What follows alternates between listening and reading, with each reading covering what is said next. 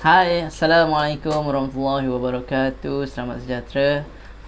Happy holiday. Selamat bercuti hari Ahad ni. Dan mungkin saya tak tahu, mungkin you all dah start ready untuk esok. Esok dah sekolah. Esok dah kerja. So jangan lupalah set alarm tu. Esok nak kena bangun awal kan. Okay. So malam ni jumpa lagi kita dalam sesi Lalali Live. Malam ni saya ada story best ni nak share dengan you all ni. You all okay ke okay ni? Story ni memang seriously best ya. Saya dengar story tu saya cakap wow, serius lah, betul ke? Sebelum ni saya nak share dengan you all ni. But sebelum tu, Assalamualaikum. Saya rasa elok kita mulakan session Lalali Live malam ni dengan Ummul Kitab Al-Fatihah. A'udzubillahi minasyaitonirrajim. Bismillahirrahmanirrahim. Alhamdulillahirabbil alamin.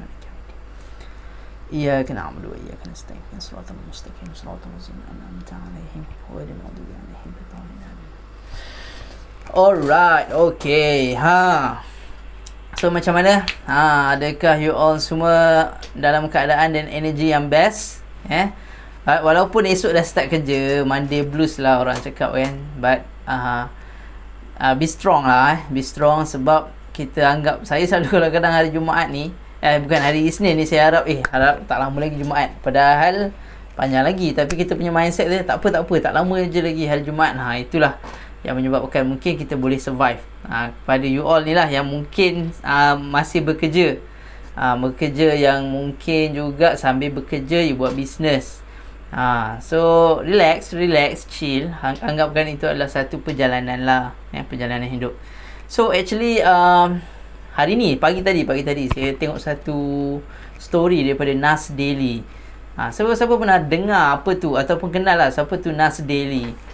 Nas Daily tu, Nas tu nama dia, Daily tu setiap hari. So dia panggil nama dia Nas Daily. So cerita Nas ni, Mamat ni, kalau you all nanti nak lepas tengok live ni, you all boleh Google lah, Google ataupun Facebook search dia. Dia memang sangat-sangat viral. Memang antara content creator yang sangat-sangat betul power lah. Dan sebenarnya dulu masa dia first start dulu, dia nak buat dia punya video ni, masa dia bekerja, dia plan kan, dia ada kerja satu company ni. So dia plan nak buat untuk setiap pekerja tu ada story masing-masing. So dia nak share story diorang kan. So tapi bila dia share dengan bos dia apa semua, bos dia cakap that's a stupid idea. Dan akhirnya dia pun putus asa. Dan dia cakap apa tau, life is too short. Kemungkinan life expectancy dekat New York masa tu, dia dekat US, umur 76 average lah, lepas tu meninggal 76. So masa tu umur dia I think 25 something, masa dia baru-baru nak start tu.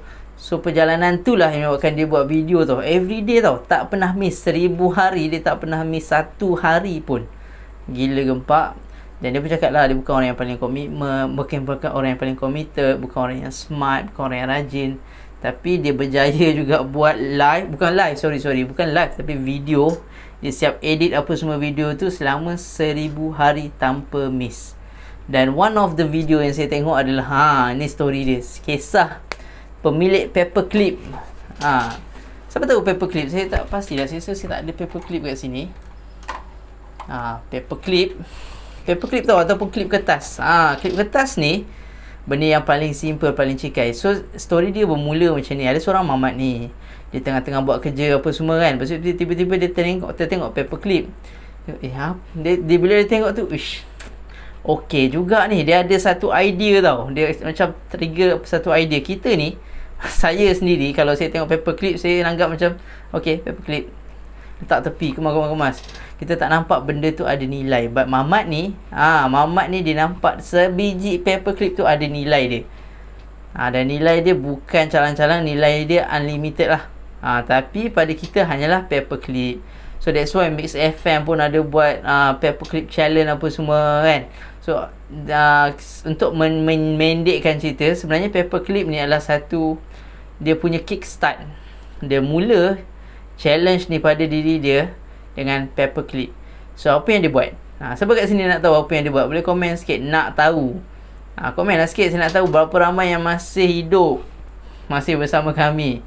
Saya nak share pasal story macam mana paperclip punya owner ni boleh jadi pemilik sebuah rumah. Dan rumah tu dia dapat free, dia tak ada buat loan. Dia tak ada buat apa-apa, dia dapat free of charge. Dia duduk, masuk duduk terus settle. Kan? Bermula hanya dengan sebuah paperclip. Okay, so macam ni, story dia macam ni. So bila dia dah terfikir, dia tengok ni paperclip ni, dia dapat idea. Dan apa yang dia buat, dia post dekat internet. Dia cakap, saya ada satu paperclip yang saya nak trade dengan sesiapa sahaja. Nak trade paperclip tu dengan apa-apa barang yang you all nak, suka sama suka. So dia pun kontak semua orang cakap, gila lah kau ni, tak ada kerja ke, bazir masa, waste of time apa semua. Sampaikan satu tahap dia dah macam hampir putus asa. Dia kata, aku punya effort ni mungkin tak ada meaning. So itu dia punya apa, dia punya respon. So apa yang mengejutkan dia adalah paperclip tu dia start bagi dan dia cari akhirnya ada seorang yang nak support. Ada seorang perempuan ni, dia nak support lah challenge tu. So dia bagi satu pen berbentuk ikan. Itulah start, daripada situlah baru dia punya momentum dia bermula. So daripada ikan punya pen jadi barang lain, ada jadi generator. Lepas tu dia dapat trade pula dengan signboard. Dapat trade dengan apa benda lagi saya tak ingat dah. Snowmobile yang bawa snow tu. Bawa tu pun daripada paperclip ingat paperclip dia nilai dia tak sampai 10 sen. Mungkin 0.00 berapa sen nilai satu. But daripada paperclip tu dah berjaya dapat snowmobile. Snowmobile. So daripada snowmobile tu dia buat benda lain sampai dia dapat peluang untuk berlakon dekat Hollywood. Bermula dengan apa? Paperclip. Klip kertas tu. So daripada klip kertas tu dia dapat tawaran berlakon dan akhirnya dia tukar peluang, chance untuk berlakon tu dengan orang lain. Dan akhirnya dia dapatlah sebiji rumah. Sebiji rumah, babe. Siapa nak bagi kita sebiji rumah? So daripada rumah tu lah yang dia dapat. Dan itulah yang Nas Daily share. Dan benda tu bila saya fikir balik, betul lah. Manusia zaman dulu kita tak ada duit, betul tak? Kita tak ada duit, kita tak ada RM, kita tak ada US dollar, kita tak ada semua tu. Apa yang kita ada lah barang. Contoh orang tu zaman dulu lah ni, bela ayam. So ayam ni dia tak tukar dengan duit Dia pergi ke pasar, dia kata siapa nak ayam, tukar suka sama suka. Saya ada 10 ekor ikan. Dia ambil lah 10 ekor ikan ni, saya nak ayam. And then dia orang pun bertukar. Dan dia orang hidup everyday life macam tu. So daripada situlah berlakunya bila orang fikir, daripada tukar tu baik kita create satu jenis mata wang yang memudahkan lagi proses tukar suka sama suka. Sebab wang ni senang, tak perlu nak cari orang yang suka ke tak suka. So asalkan amount tu okay, dan dia boleh accept. So that's why lah datangnya duit ataupun man-made money, duit yang manusia buat. But pada zaman dulu, sebelum-sebelum tu manusia survive dengan trade barang sendiri. Mungkin ada yang buat tukar besi masa tu, trade dengan barang-barang lain. So saya nak buat benda yang sama. Saya macam aku nak try lah, nak buat lah. So that's why saya buat satu, saya panggil hashtag trade gila. Yang mana saya buat sebab saya nak trade sebotol AO Wallet ni yang belum pakai, belum digunakan, masih brand new. Masih brand new.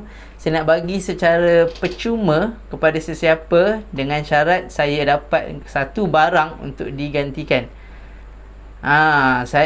Kita nak trade lah, buat sistem barter. Siapa nak AO Wallet ni? You offer saya apa benda yang you nak bagi. Dan daripada situ kita akan tengoklah, discuss ke apa, suka sama suka. Dia punya rule simple. Benda tu jangan melibatkan RM langsung, tak nak melibatkan duit. Dan benda tu mestilah suka sama suka. So you all boleh propose apa yang nak benda ni, dan you all boleh buat benda yang sama.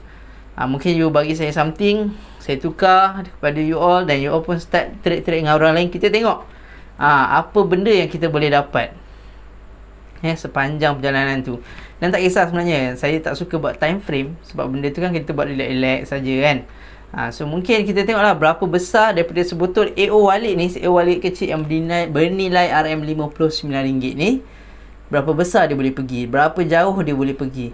So saya nak buat challenge tu. Dan siapa yang kat sini, you all yang malam ni, yang ready, willing untuk join saya punya challenge ni, saya bagi ni, benda ni tak payah bayar 1 sen pun, saya bagi secara free.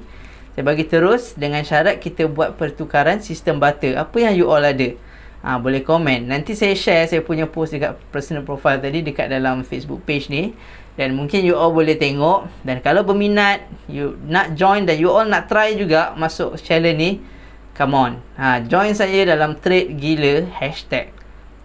Best, serious best. Ini kita tak tahu what anything can happen, betul tak? Itu yang the best thing is, anything can happen. Yang mana mungkin daripada sebuah rumah ni saya tak tahu, mungkin saya pun dapat sebiji buah rumah, ataupun you all buat tiba-tiba dapat pula sebiji kereta, ataupun buat dapat pula tiket untuk pelancongan ke Dubai, saya tak tahu. But start from here, okay? So kalau ada sesiapa yang berminat kan, nak join trade gila ni, hashtag trade gila, PM saya ataupun you boleh komen je kat bawah. Komen kat bawah cakap saya nak trade, you bagi tahu apa yang you nak trade, nanti apa-apa saya akan contact you balik.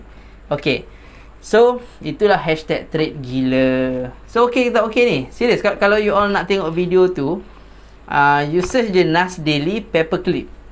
Mungkin dia akan keluar Nas Daily, Nas. Nas ni bahasa Arab sebenarnya. Bahasa Arab tu human. Qul a'udzu birabbin nas, malikin nas, ilahin nas, min syarril waswasil khannas, allazi yuwaswisu fi sudurin nas, minal jinnati wan nas. Itu semua kisah pasal manusia. So nas tu manusia, daily tu adalah setiap hari. So you all search Nas Daily, dekat situ barulah you boleh jumpa video tu. Dan saya sangat cadangkan you all tengok video tu dan join saya punya trade ni, hashtag trade gila. Okay, so that's why, especially kepada kita punya team pun sama, you all boleh buat. Mungkin boleh trade antara kita kan. You boleh contact saya dalam, kita ada grup klinik usahawan Laleli, kita ada grup Warriors Academy, kita ada grup apa lagi, Laleli Official Team, dan juga kita ada grup Nak Jadi Jutawan Bahagia. So you all boleh share apa yang you nak trade, mungkin kita boleh buat trade tu. This is for fun actually. Saja suka-suka kita nak have fun, nak see ke mana game ni boleh pergi. So itu yang best dia lah. So tak ada apa pun saya nak share malam ni. Just nak mungkin lah saya nak share satu benda pasal satu movie tu, tajuk dia Focus. Focus tau, Will Smith berlakon dekat movie tu, dan saya suka story Will Smith ni. But mungkin saya cerita next time, tak pasti kalau ada masa. Cuma saya nak share satu benda. Will Smith ni dia antara the best actor yang saya sangat suka. Semua movie dia confirm best. Confirm saya guna perkataan confirm. Semua movie dia confirm best. Memang boleh buat menangis lah, apa pun benda semua kan. Dan sebenarnya dia ada satu story. Dan kita pun kena tahu Will Smith ni seorang yang pelawak, suka buat lawak, suka happy-happy. But sebenarnya di sebalik kegembiraan dia tu tau, kegembiraan, kehappyan dia tu, dia adalah seorang anak yang dah pecah, yang dah luka hati dia. Dia anak yang macam nak cakap apa, broken child, yang mana dia ni dah ada banyak pengalaman buruk masa dia kecil. Ayah dia selalu tumbuk mak dia. Tumbuk tau mak dia. So apa dia buat? Dia berlatih untuk jadi lawak, untuk distract ayah dia. Instead of pukul mak dia kan, biarlah ayah dia tengok dia punya lawak supaya dia boleh happykan keadaan. Itulah jenis life yang dia alami. Dan setiap apa yang dia buat, dia share apa yang dia buat sebenarnya adalah sebab dia ada insecurity kan. Daripada kecil ni, Will Smith ni dia adalah orang yang dia nak perhatian. Sebab dia nak ambil perhatian, dia start dengan nak ambil perhatian ayah dia. Tapi sekarang dia ambil perhatian dunia lah. Dia berlakon, dia buat movie apa semua tu kan.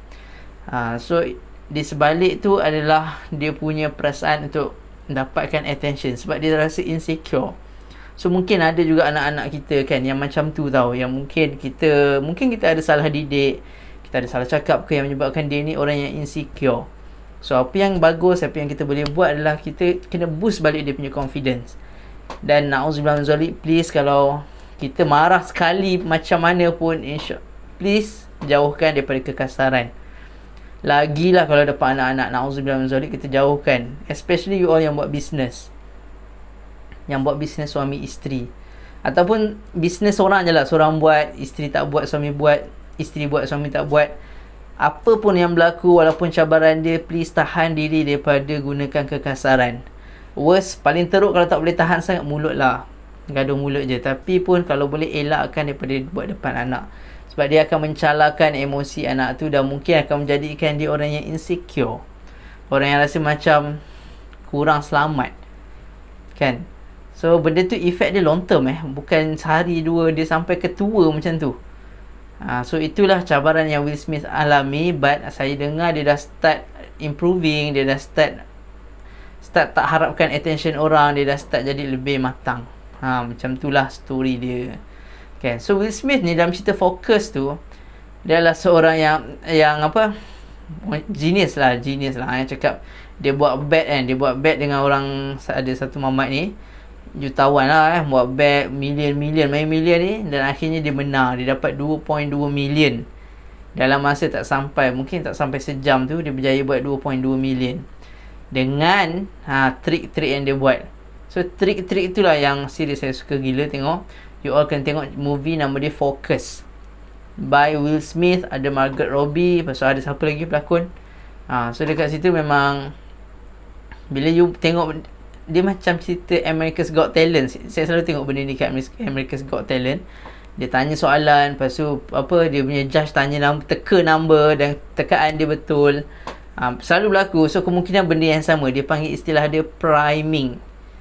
Maksudnya dia letak sesuatu berhampiran dengan mamat yang dia nak trik tu.